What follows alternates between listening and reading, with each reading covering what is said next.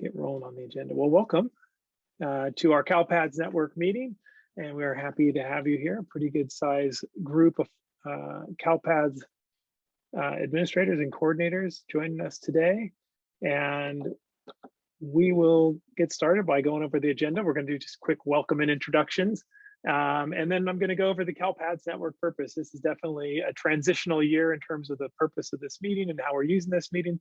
And then I also want to share some kind of new considerations around how this network helps inform the CDE and the Calpads folks, because we're kind of starting to figure out the structure that they are hoping to implement. And then finally, I'm going to try to give as much time as we can. We have a nice panel of 5 of our Calpads colleagues who are going to take on some of the more pressing concerns, just give some insights, their own tips, and we're all welcome to join in to the chat and share our own insights. But I wanted to bring some voices from the field.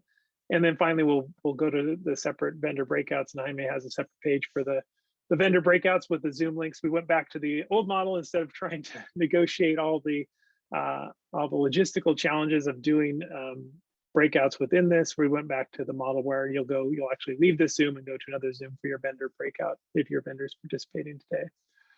So let's get started. So just in terms of who we are, I'm Evan Bartelheim. I'm the project director of accountability and data literacy in the LACOE's accountability support and monitoring division. I'm joined by Jaime Oliveros. He's our data specialist, and Hillary will probably join us a little bit later. She's a coordinator also within the accountability and data literacy team. And then as far as who you are, let's get started by, if you don't mind, just drop in the chat your LEA name. And I always find it interesting to ask people what they might have done before. What job did you have prior to becoming a Calpads administrator? And it could have been a related thing and you slid into this, or you have other duties as assigned. But the clearest you can, when you last had a job that was distinctly different from Calpads, what that was. I just kind of curious. We can learn some people's other expertise. Oh, an accounting specialist, Rebecca. Oh, Carolyn. Okay, interesting. Child nutrition account assistant. See, look how it's so interesting to see all this background that people have. After school program and human resources. Wendy, sport rep for Aries. That's a good one. People will definitely want to tap into that expertise. Testing coordinator. Sean, you're a special ed teacher. I did not know that. It's amazing. School office managers. I would have expected to see more registrars in high school and office managers, because that seems to be kind of the natural pathway. Director of compliance. So that's another good background.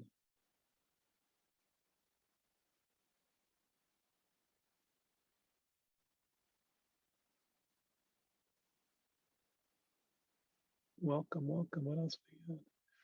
All right. Oh, an applications engineer. See, this is the kind of diversity that I love seeing, people who kind of make their way to this field from a totally different field altogether from outside of education.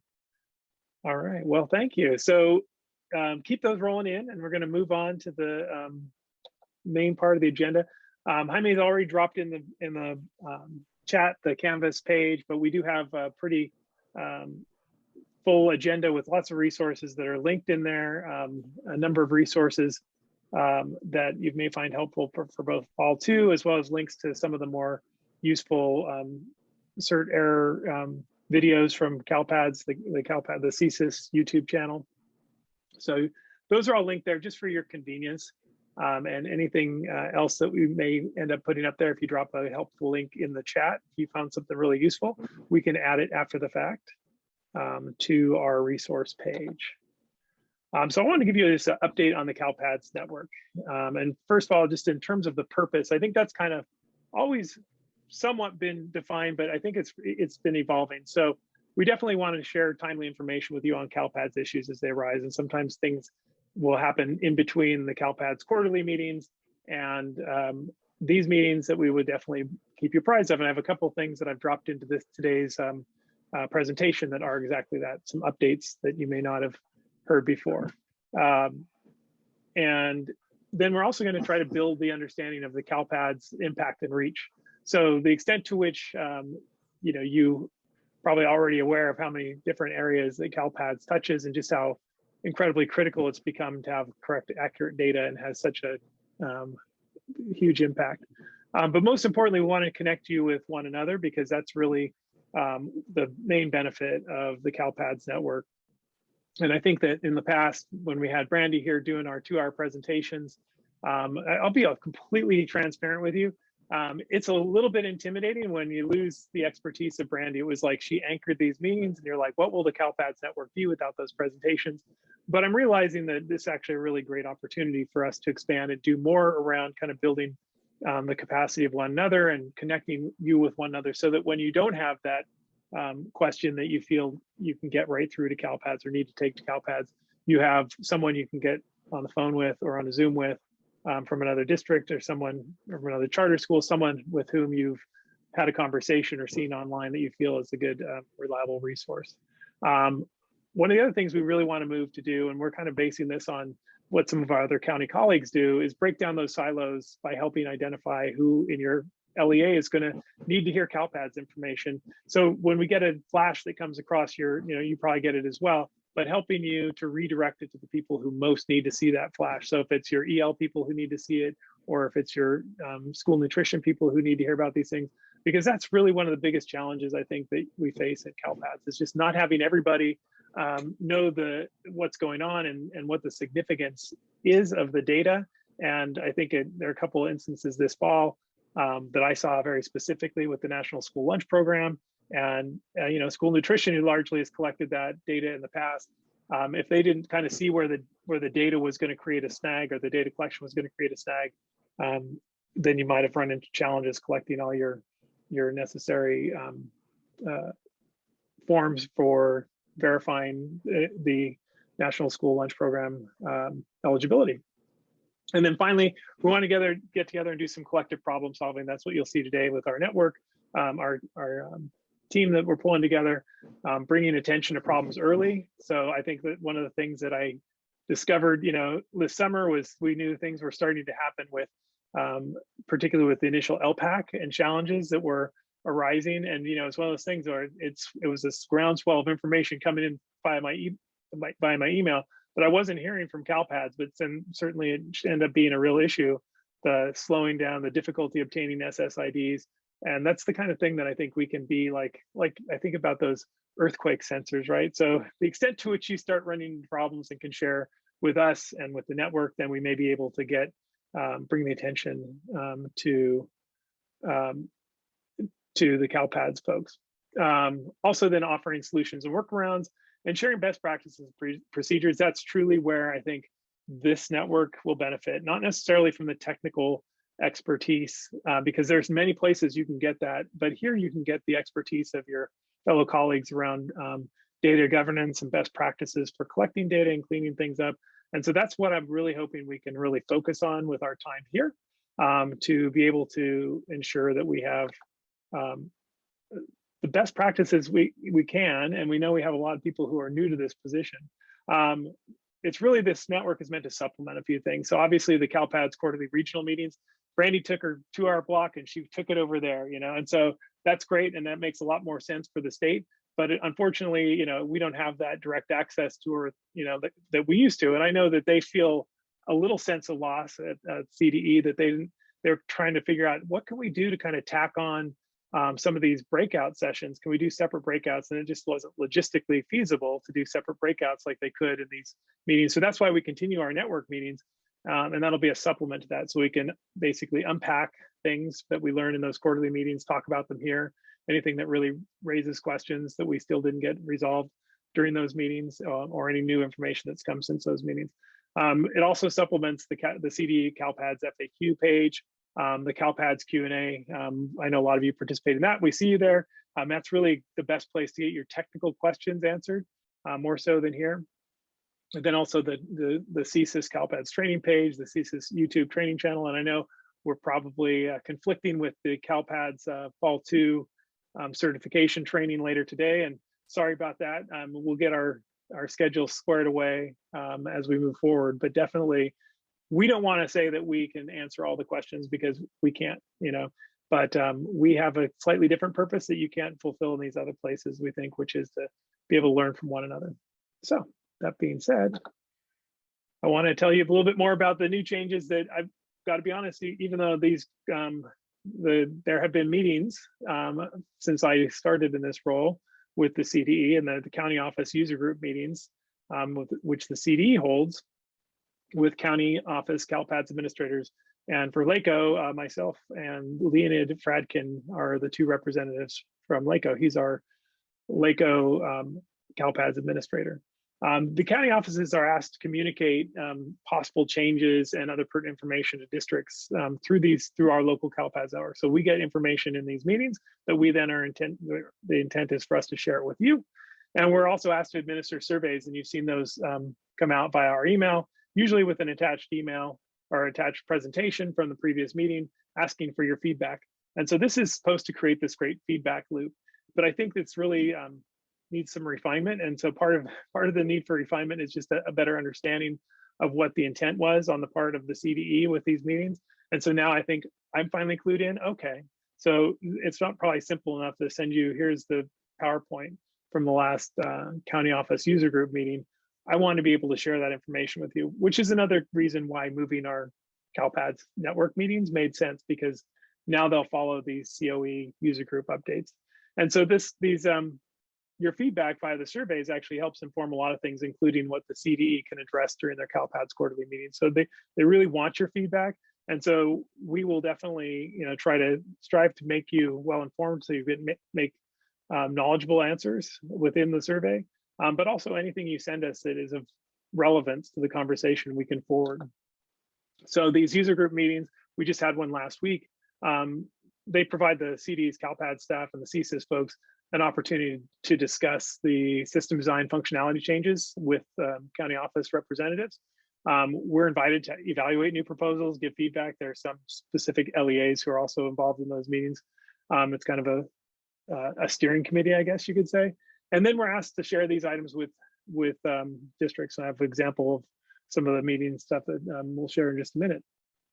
So these meetings do close with a nice open-ended discussion where we can bring anything to the table that may be burning question out in the field. And Sue Ann, I see your question or your comment there about big concerns about double collection of attendance and where that communication is. So this is the kind of thing, if you get this to me, I'll chronicle all these things and I'll be able to share them during these meetings. And I think that's what the CD is hoping for, that get more feedback from the field.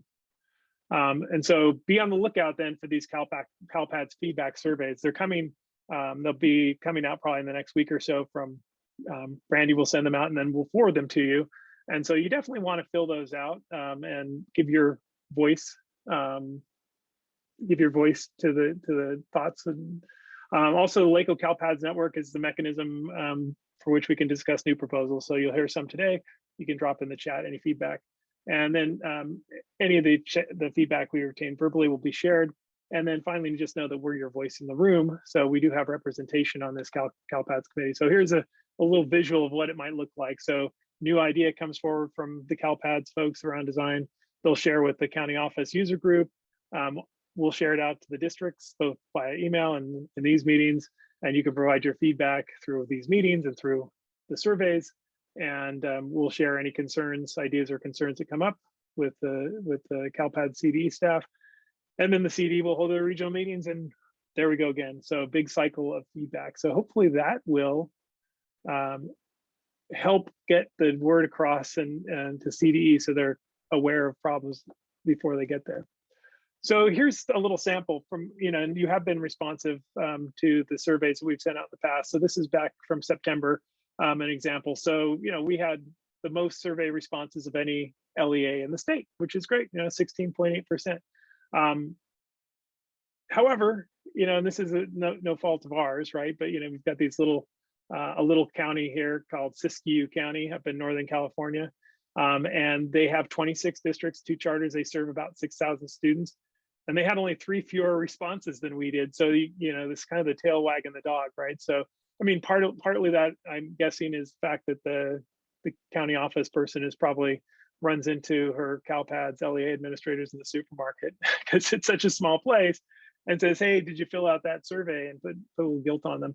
But I think we want to be, have a representative voice, right? And we don't want these small, and there are very big differences between what a major metropolitan district experiences and what a rural district would experience in terms of things like data collection for English learners or data collection for students experiencing homelessness. So to the extent you can, please fill out those surveys. They're very important, and they do take them into account. They have meetings to go over the results. So any questions so far? Jaime, I haven't really been paying too much attention to the chat. Are there any comments? No, there's no questions. Okay. Yeah, if anything comes up, just drop it in the chat along. But let me share some of the updates from the recent last week's county office user group meeting. So this is an example of a proposed change. This was the only proposed change that was put forward by the CD at this last meeting. And what they're suggesting is that they would be offering or asking that the student information file format be revised to collect the parent highest education level for each parent guardian reported in that file. So instead of just reporting one, and to be honest, I can't remember exactly what the rationale for this was, other than the obvious one, which would be to have a more accurate representation for the socioeconomically disadvantaged student group, which looks at both the free and reduced lunch qualification as well as the parent's highest education level. And if you're only recording one of the parents, you may inaccurately report that. So they're looking to capture this information for each parent guardian moving forward. So that would require modification of the 22-23 enrollment forms at LEAs. Oh, thank you, Jan. Jan was there in that meeting. That's correct. So the upcoming cradle to career integration, the system, and the possibility for allowing for student grants. And we'll talk about that. I'll try to get a guest speaker from the cradle to career system in one of our upcoming meetings, because I know you hear a lot about it, but what is it actually going to look like, and what are the benefits of it? So that would be the advantage. We want to get students the most opportunities we can. So that's the example of a proposed change. So that will be a question that'll be asked in your survey when it comes out. But if you have any thoughts on it now, please feel free to drop those in the chat. And then there were just some information items that were shared. So this was the second quarterly meeting, had a 59% increase in participation, and the Southern Region A, which is our region, had the biggest jump in participation. So that's great news. And they did, of course, encourage you, if you couldn't make your region meeting, to attend another, because they're not recording those. So you can't put a one-to-one correlation, because some of the jump might have just been in the Southern region might have been people said, oh, that's the most convenient time for me, but I take it as good news generally that overall it's up to. So about 60%, and I think everybody witnessed the polls and participated, 60% of LEAs currently were tracking the COVID-related excused absences. And only about 60% of those LEAs use a unique attendance code to track this in the student information system. So some of you have a SIS vendor who does have codes already set to identify COVID-19 related excuses. And maybe you aren't using it, or maybe you are. Others are using different systems. They didn't necessarily ask what you may be using in lieu of that. But this has some significance related to the PEBT card, and we'll talk about that in just a minute. And I don't know that there's any real troubleshooting for this. The question remains, will we need to report the attendance for COVID-related excuses for the purposes of PEBT, because it hasn't been finalized? And also, what is an LEA to do if they didn't have a system in place to track that? And the question is even, is this a violation of HIPAA, or could it be? And so the CDE's lawyer is considering, they're going through further considerations around that. So some other updates: the SELPA level report 16.7 and 16.8 expected release on February 1st. And then you may have already seen the LEA level 16.7 and 16.8 reports were released last week. And so there were some modifications in labeling and whatnot. So if you haven't seen those are available to you now. And then an update on the post process. A big consideration is, it's scheduled for the end of March, and the CDE is working with ETS to ensure the minimal impact on student testing during system downtime. So that's a big factor, trying to find that sweet spot where testing hasn't begun in full, and it's between testing because you've got both the LPAC summative assessment going on, and then for many districts and charter schools, you're starting your CASP summative assessment as well. So trying to find the least impactful week to do that downtime to make that happen. So this was just an update about Cert 174 for this is your Fall 2 submission. It was a new certification validation implemented to enforce 100% enrollment of students with disabilities in course sections tagged with Instructional Strategy Code 700 Special Education. And this validation is being relaxed to accommodate certain scenarios, such as the student's IEP meeting was after Census Day, and students with 504 accommodation plans were enrolled in that class. And the guidance is to ensure course sections tagged with 700 are courses with curriculum designed specifically for students with disabilities. We know that's been an issue in the past, that misidentified courses. We haven't got the specifics yet, but I'd be looking for it this week. But the Fall 2 assignment monitoring, a training is scheduled for February 8th from 9 a.m. to noon. The intended target audience is Calpads coordinators and administrators, as well as HR staff. I did ask Brandy, though, during this COE meeting if they could also allow curriculum folks to join in, because those are the people who probably have the understanding of the content of the courses as well. There's a 1,000-person cap on this webinar, but they will record it. It will be available after the fact. So if you can bring a larger team, that would be really helpful. That was the original it's been a couple of years. I think it was maybe 2019. But there was that initial training, which really encouraged everybody, a big team of folks from every LEA to join, because it's really a team effort to get the course coding accurate. So look for information around that next week. We do have a number of resources linked in the agenda for CalSAS that I think would be really helpful for you during the Fall 2 if you haven't checked some of those out, and I will go over those at the end of the session. This was a big one. This plan for the 2021-22 PEBT program. The plan is really important to note. It has not yet been approved, right? And so you heard a little bit about it during the quarterly update, more than a little bit, and I would refer you back to the description of the PEBT data collection. But this would be an external collection. I think everybody is pretty clear on that. You use the same extract that you would for the stats file, but this is really going to an external upload that would include your independent study attendance through February, or there's 2 separate collection periods, one in February and then one in June. And it would be September, August through January for that February submission. And then the remainder of the year will be submitted in June. And then the Department for Social Services would also want that count of days that each eligible student had excused absences due to COVID-related illness or quarantine. And these are the students who are not on independent study. So these are students if they had to stay home, because otherwise, if they're eligible for free and reduced lunch and they're in school, that's where they're getting their free and reduced lunch meals. However, if they had to stay home through quarantine or for COVID-related illness or for some other reason related to COVID, they wouldn't be receiving their meals. So they would be eligible for receiving the PEBT card. Some benefits will be delivered on the PEBT card. So this is the question of how have you been recording, or have you been recording absence days related to COVID? Again, there's some question as to whether such a collection is, gets into a territory of student privacy. And so that's ongoing conversation around whether or not to collect that. And I do know they discussed the idea that they would have some kind of hold harmless, that any absence for a student who would be eligible would qualify. So more is coming on this in the future.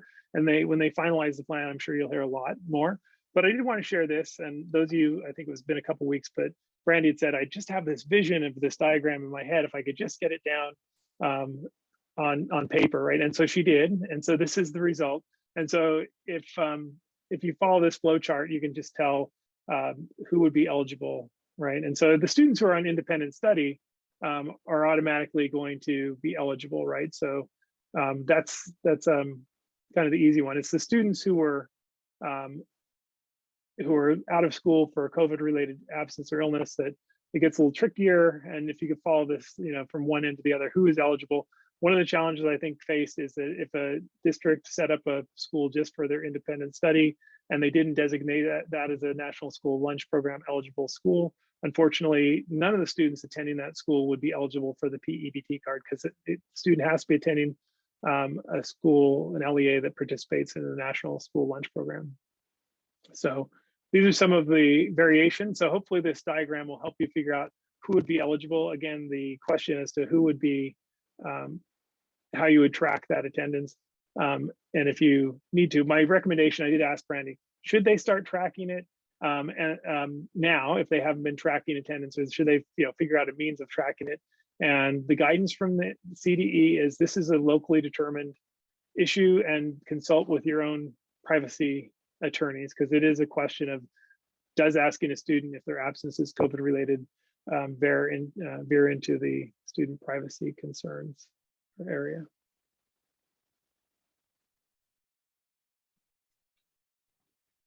Okay.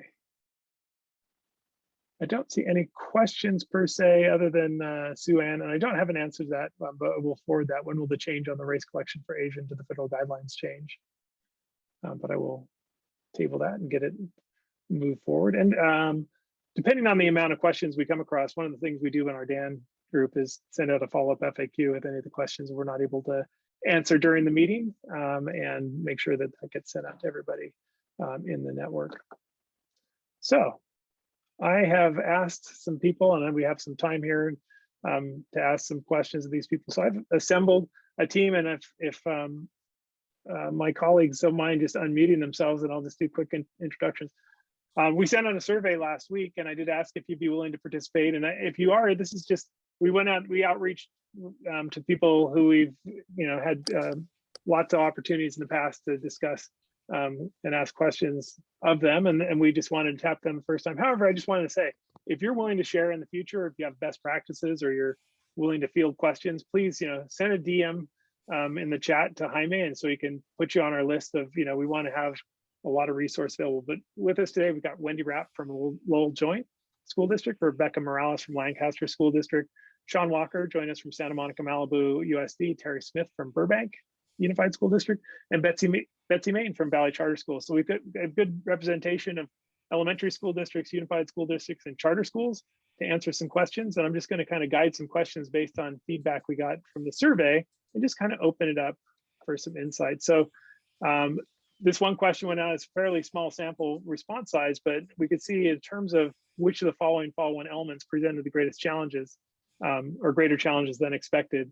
As you can see, special education data was the number one, no surprise there, challenge, but the free and reduced price meal was also a bit of a challenge. Then we had some additional smaller responses that are kind of one-off, but I thought we could just jump into this first one and just ask the panel, what tips could you share with your Calpads colleagues that you think improved your Fall 1 special education data collection and certification this year? And I'll just kind of let you guys jump in as you want. Anybody care to start? Well, this is Betsy Mayton, and I have to say that working closely with my SPED administrator really helped, because she didn't really understand Calpads at first. She only understood Welligent because we're a charter school and LAUSD is our authorizing agency, and we don't use SACE, we use Welligent. And I didn't understand Welligent. I'd never had to do anything with Welligent. And the way that the SPED files have to be downloaded from Welligent and uploaded into Calpads, it was really a two-person job to understand how those files work together. And I know they're redesigning the SPED file, and I hope Brandy's right and that it will make it all easier, but I'm a little afraid that it might, the law of unintended consequences may apply next year. Yeah, thank you for that, Betsy. Anyone else? Wendy, I see you're off mute. It's just, I think it's difficult for all the Calpads people that have been doing this on their own, in their own timeline for all these years, to now have to work with another entity. And a lot of us, like Betsy, I don't work in the SPED area. And that has its own errors and complications. We do use SACE, and some of the errors are very complicated for the SPED person to fix.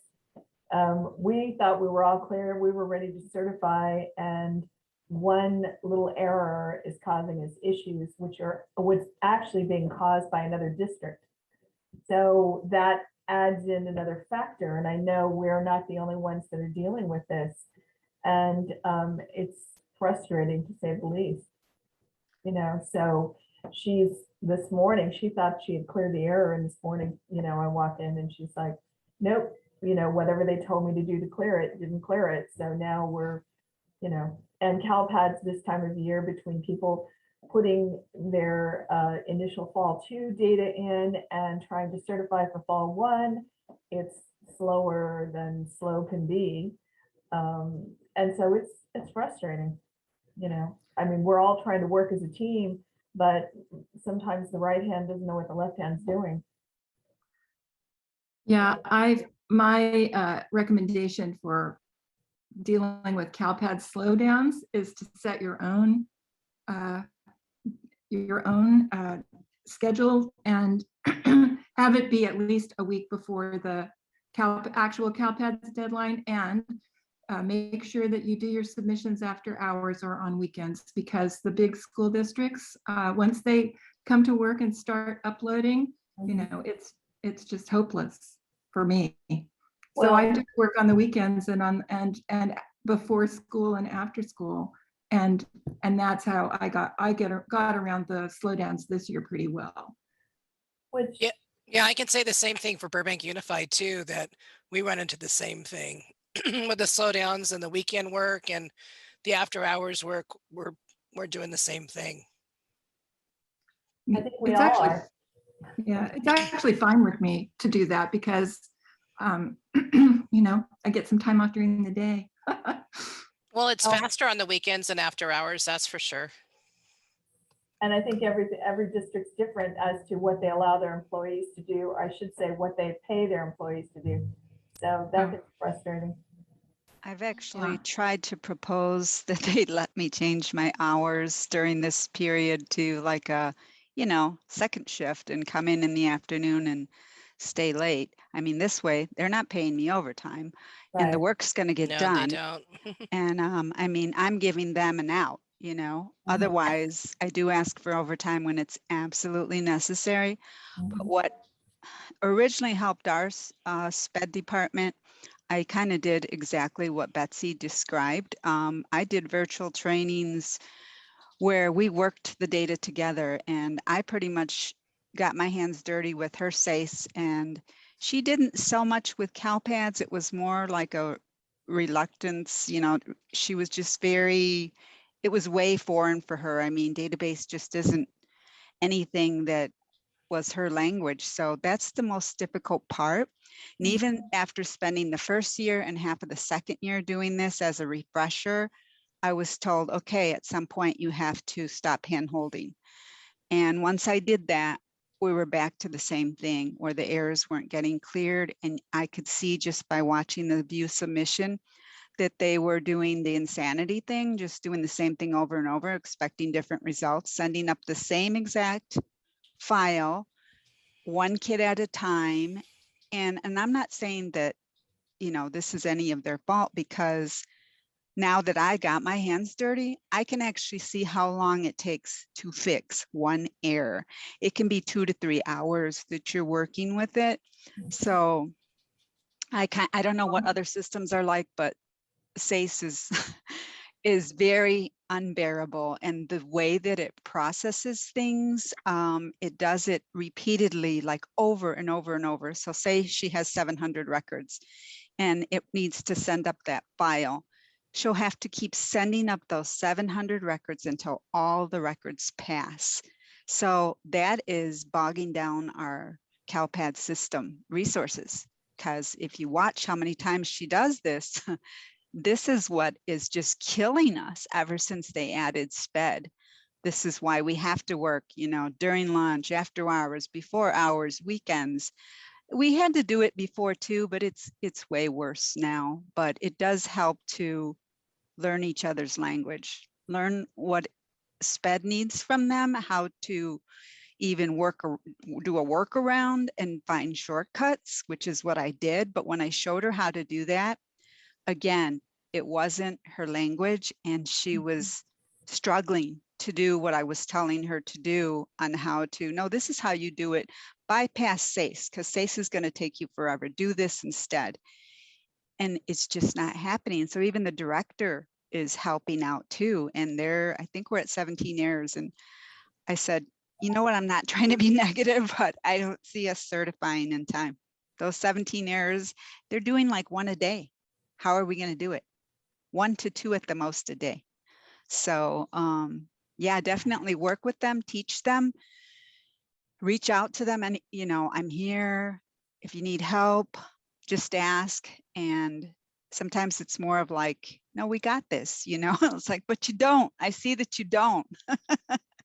and you're killing me.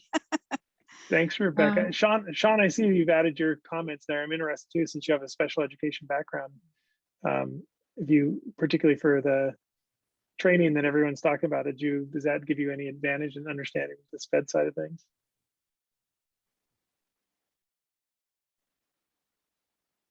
Thanks, Evan. Sorry. I had to turn the camera on.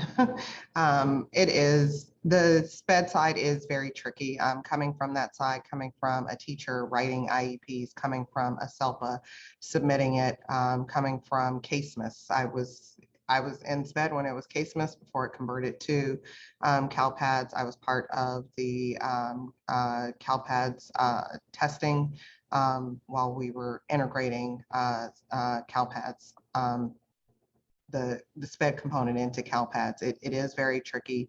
They are sometimes just sending up that one record and they don't fully have solutions. They're trying and trying and trying, and the errors, they're not always, you know, descriptive of what's fully wrong with it. I had a SPED director who actually told me, they were like, well, I fixed it in Aries.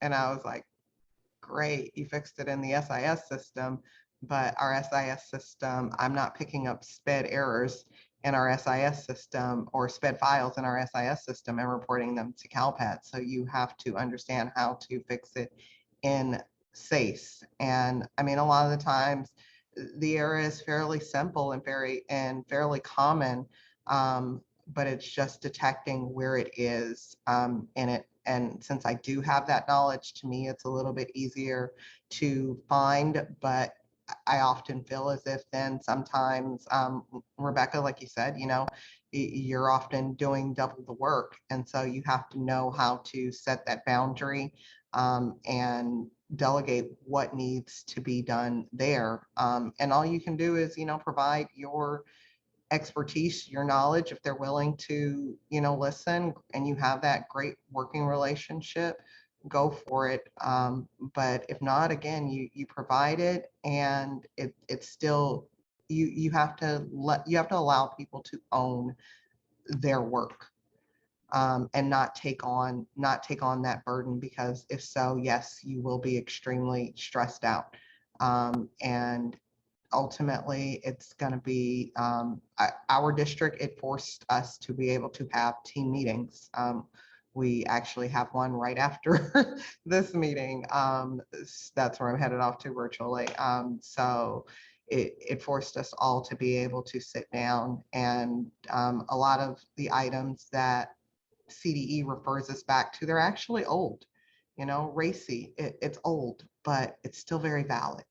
The CSIS training channels, Kyron and Nate have been doing those videos for quite some time. Refer them back to it. We have a new SPED coordinator, and I just referred her back to, I think it's the document of how, like, SSIDs, requesting an SSID. And I think it's from like 2018 that CDE put out, but it's valid. And so just, I tell them that that's gonna be your best friend, you know, and allow them, especially if they're new, you know, you can allow them the view access. You don't have to allow them to edit access, but that view access sometimes helps so they can understand and they can see. But just like you need that sped access. So whether you're using Welligent, whether you're using SACE, whether you're using Cyrus, I recommend that you at least have that view access so you all can at least be on the same page and start building that foundational relationship.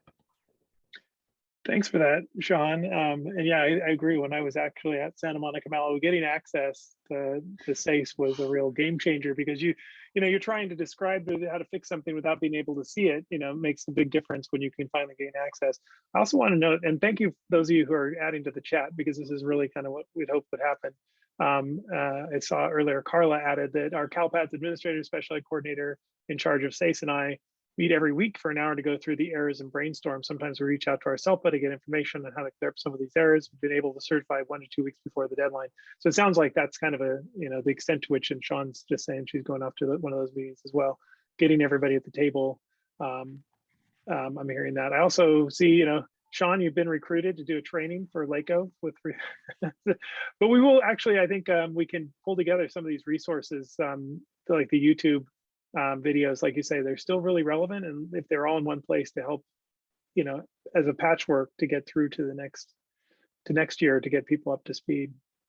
I mean, having these resources and having these meetings, Evan and Jaime, and to Jessica before you, Evan, these are great. I was able to, and not to toss you out there, Wendy, but just because I saw you up here, Wendy Rapp is a great wealth of knowledge. If I need anything free and reduced, that is my go-to person. Like literally, send her an email, she'll respond. But it's certain people have great strengths. To me, yes, I understand special ed just a little bit more just because of my background, but this is our family and our team building. So these are your colleagues that you can rely on. Yeah, I second that. I've been doing this for 8 years now, since Marcy was in charge of Dan or created Dan, and without her, I don't know what I would have done, frankly, and all of you now at Dan. I want to just chime off of what Sean said about like her meetings. We've done all the same kind of things, and that's actually how I started out. I was meeting with her, the SPED coordinator, 2 to 3 times per week, and then eventually we went to 1 time a month with their department. But the hardest thing to do is to lead the horse, to water. We give them all the resources, and they ask me, do you know how to fix this error? Well, of course I do, but chances are, yeah, I do, because I've already dug my hands in the first 2 years. So the problem is they're not helping themselves, because I have to say, did you go watch the CSIS YouTube channel on this error? I got asked a question about the errors weren't going down. I had just sent them the information about the snapshots and here's how you review between what's in review, what's your latest revised, and they're not, it's like they're probably so stressed out, they don't have time to read the materials or watch the videos. So it's like they're constantly wanting us to handhold them. And at some point, it has to stop. They're not going to learn otherwise. And the biggest thing I want to say for anyone out there to help them is something Sean mentioned when they said, I checked our SIS and it's in there. It's like, here's the thing she tells me. I checked our SIS, I checked Calpads, and I checked SACE. It's in there. And then I have to repeat myself. Okay, but the key is everything revolves around census day. Check your meeting dates. Does that fall within the enrollment period? Because 9 times out of 10, that's it. And she's just, how would you say, crossing her T's and dotting her I's, but she's not looking at the detail of what's needed to resolve that error. And I know sometimes it's not easy, and then I step in and go, okay, I see. I have no idea how to fix that. You can either send up a ticket to SACE or I'll send it to Calpads, because sometimes it does come down to that. Thank you. I also would like to address the the comment that someone made about are coming from other districts.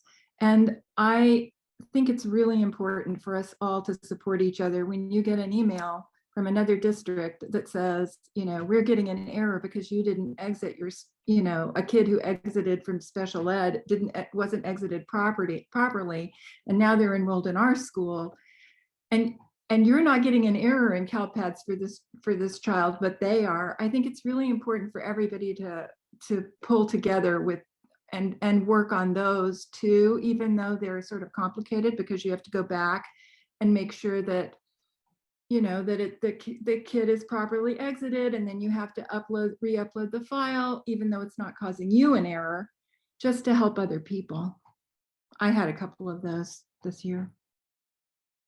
Unfortunately, I think we have one that I've talked to SPED twice, and this poor LEA is still waiting for a fatal that we're holding them up, and they're too busy with our own errors. So I get it, but so I'm going to let Calpads step in.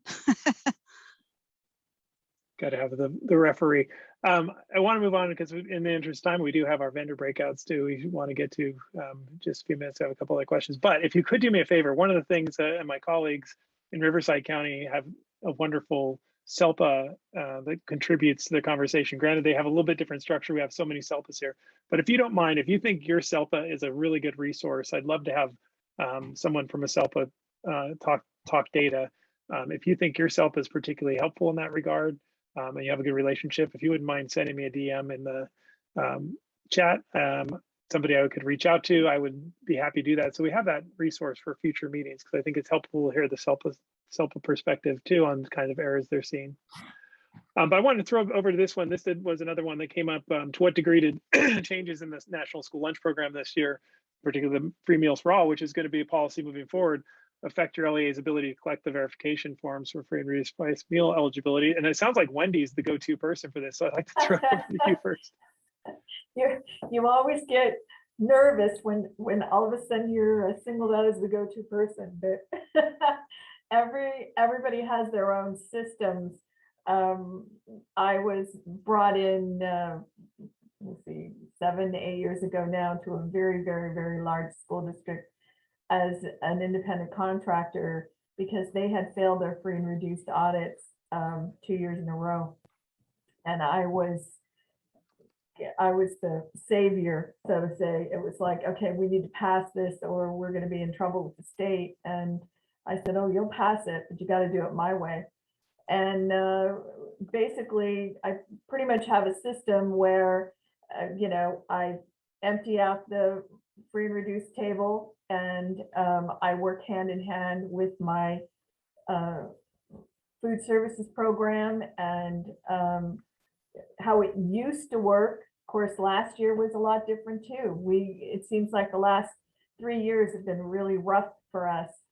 And this year, whoever came up with the brilliant idea of giving all the kids free lunches, which was great, but then insisting that they fill out the free and reduced application in order for it to count, was not fun for all of us to try to, because the motivation for the parents to fill out the application was not there. And, it was important to try to get the parents to understand that the funding we get, paid for the Chromebooks and paid for this and paid for that. So even though they were getting free lunches, to motivate them to fill out the application. And we use Aries, and I know a lot of the school districts do. And it was the first year that we actually used the income survey on parent data confirmation in Aries. And that provided its own challenges because in Aries, when the parent fills out the income survey, if they are eligible for free or reduced, Aries automatically puts that record in to the system, to the program record. And that, like, again, provided its own challenges because let's say the parent skipped that or refused to do that income survey, then it made them not eligible, but they may have filled an online app out that made them eligible. So I had to match up all those records, because if they were ineligible in the parent data confirmation free or reduced record in Aries, but they were eligible because they actually did fill out an online application, then I had to change that record in the free and reduced and make a note of that, so that when I pulled the extract up into Calpads, it posted correctly. And so it was an interesting exercise on how to get everything to match. And we had to get our auditors to approve the income survey and parent data confirmation. I'm happy to announce that with all that being said, we did just pass our audit last week. So it worked. You know, I haven't failed an audit yet, knock on wood. But, you know, it was challenging for all of us. Thanks, Wendy. And I do want to throw it out to anybody else. I think we're going to try to collect some of this. We did get some responses as far as messaging goes, and I know other, I'm sure we'll get some other messaging tips from the CDE, but making sure that parents know what's at stake or what advantages there are to filling out those forms is probably a key part. Does anybody else have any thing that they did to increase participation or increase the filling out of forms, any kind of messaging or any kind of timing or anything that they did that maybe they felt increased the families submitting either the NSLP applications or alternate forms? We are a SEP district, so the only thing we ask is that they fill out the income on their registration. And then we finally got our child nutrition department to start doing all of that input for us in our SIS. So thank God for that. I know that That's helps. a lot of, yeah, that's a lot. I mean, it's bad enough we already, you know, I already have all the other categorical funding on my plate. So yeah, I can't really offer much help on that for the applications because we haven't done it in a few years now. But I do think, thank you, Rebecca. I do think that communication with your nutrition services is key. I think that sometimes they can be an island unto themselves. I think that was one of the things I fortunately was at the district when there was a turnover at the leadership there, and that opened the doors in a big way, because they came in from a district where their experience had been that they had a very open communication with state and federal programs and accountability. So they had a lot of communication back and forth. That's not always the case. So the extent to which you can, similar to SPED, can do that. Yeah, because they wanted to wash their hands of it once we went to SEP and said, well, you know, we're not doing applications anymore. And my boss was like, well, then why are you here if you have nothing to do? So eventually she got it to go back over into their court. Great. Evan, what you said, I think is extremely key. My food services gal is so sharp and so on top of what she's doing, and that date range of the applications, you know, if they were enrolled on census day, but they filled out an application on November 1st instead of October 31st, and it was everything she gives me, everything that was processed as of October 31st. If it was done on November 1st, they don't count, you know, and they really tried to push all the sites because we were crunching the numbers. Okay, where are we at? Where are we at? You know, because those numbers matter as far as funding is concerned.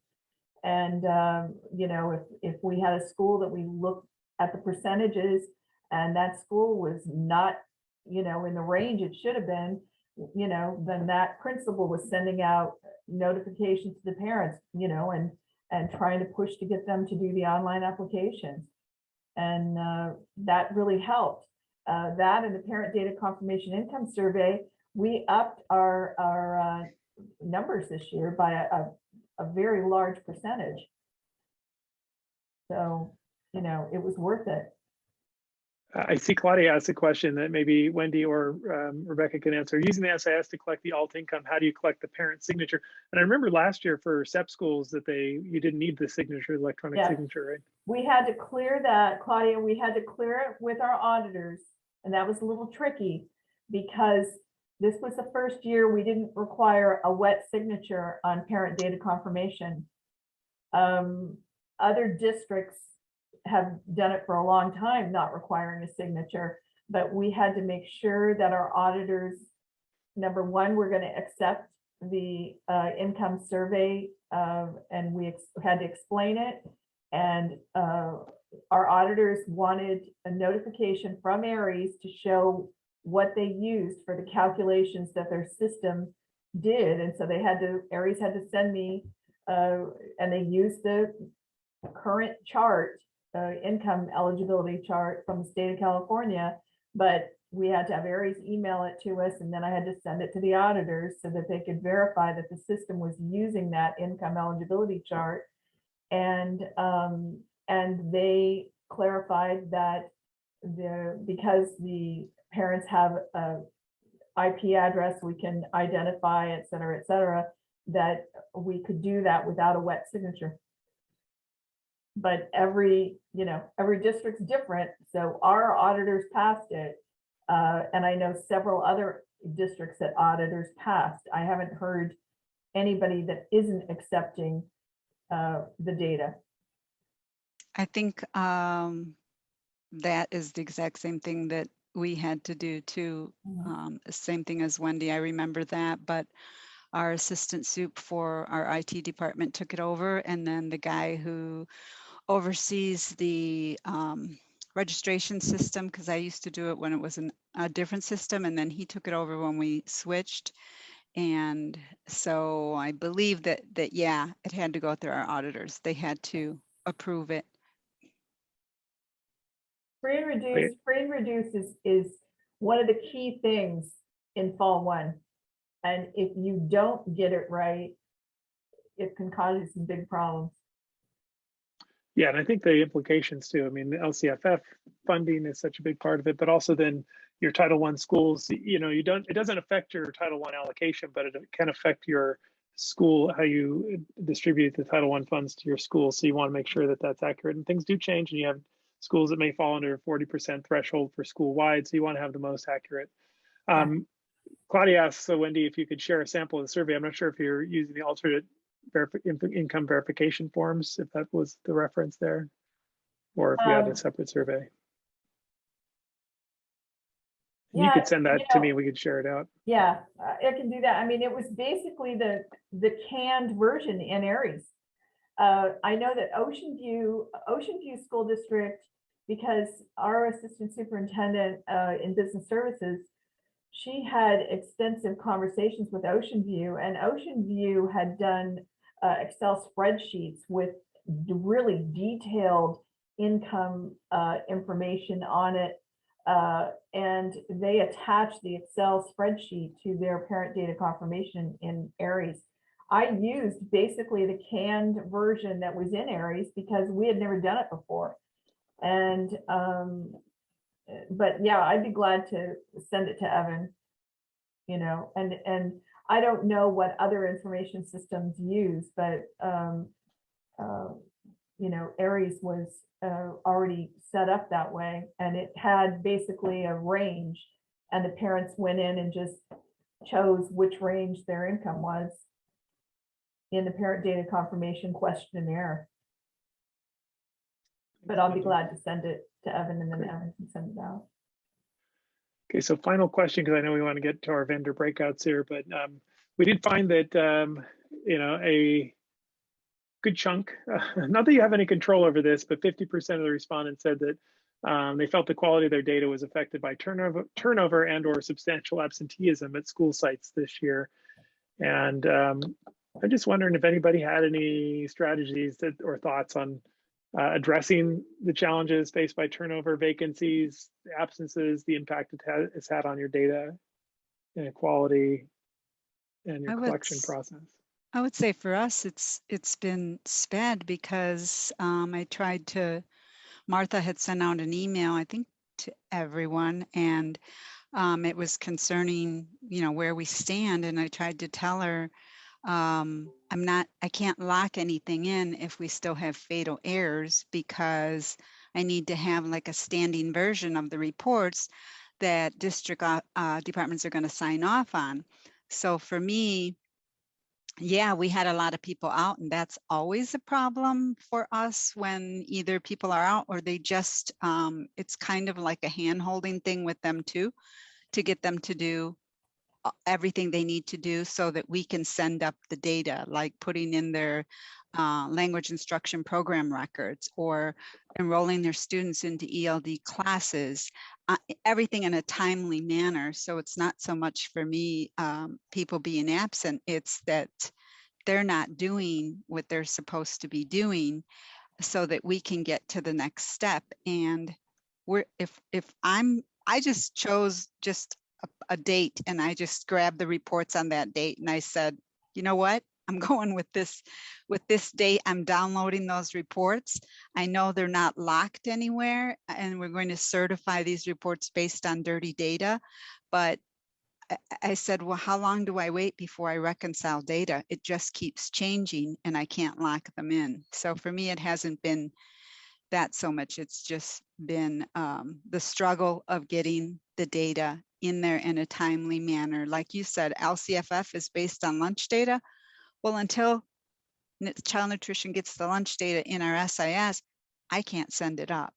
So everything's just a domino effect, and SPED seems to be like the ball and chain at our ankle that's holding us down. Thanks, Rebecca. Anybody else have any magic bullets for solving the absenteeism? Yeah, thank you, Sue Ann. Districts had problems getting their data stewards to sign off on reports. I think that's a big issue is, if your people are out, having data stewards and then providing training for those folks. I feel like this network model is what worked best for me when I had, you do have a lot of turnover, particularly at office clerks at smaller elementaries, and then, even registrars. And it's just happening, the baby boomers are retiring and you got a lot of new folks moving in, and it's like, how do you keep them up to speed? I found that having a regular quarterly school meeting broken out by grade levels, by grade spans, really helped to kind of bring, create that network and have someone to reach out to if you had some veterans who could share their resource, because there's always going to be people turning over in those positions, but this year seemed like it was particularly bad. Anyone else with thoughts on that? Go ahead. I forgot to mention that we do hold monthly SIS trainings, and we record them. And anything that's happening frequently, like our constant issues, things like that. And that we also try to write in PowerSchool enterprise reports to reveal the data and go, here's what's going on, here's what's missing, so that they can look at those daily or weekly. So we try to provide resources to get that data in. And hold meetings when necessary. We did have monthly Calpads meetings with all the district departments. And then that kind of phased out when the pandemic hit. And we're talking about reopening that back up. Another issue we're having too is because this new variant is so contagious. I mean, we had we're a small district, so our offices basically exist of office manager, an attendance clerk, a principal, and a bilingual aide. And because of COVID, I mean, we had one office where basically it was the principal, and even the janitorial staff was out, and the principal was out emptying trash at night. So, we've got our curriculum secretary was going over to try to be the attendance clerk, and it's tough. Yeah, Wendy, I see Terry reflects that also. It's been challenging all around. I know I've had any number of district administrators I've talked to who've been going out to classrooms themselves. Sean, that you CC the assistant SIP when requesting a signature, which is actually in line with Sue Ann's recommendation that data responsibility flows from the top down. So getting the upper level admins. Yeah. Well, I'm going to cut it off there. I think next time I will schedule more time for this sharing because I think it's fantastic and I appreciate. Thank you to all my panelists. I really appreciate you joining us today.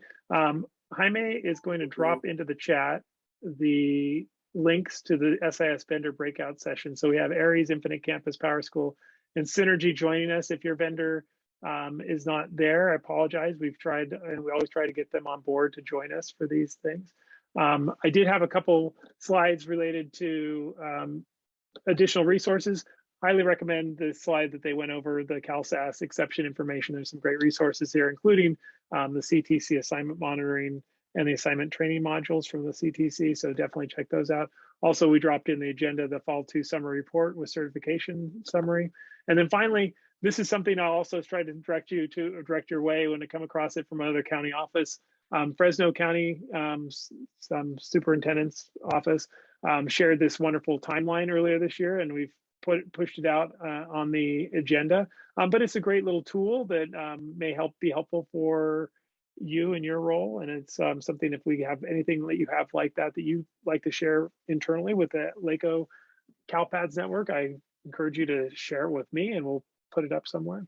But anyway, thank you so much for your time today. Really appreciate it. And please join your SIS vendors as they have want to be able to share with you about their insights, their changes, and anything they have that addresses the recent quarterly updates. So thank you for your time today.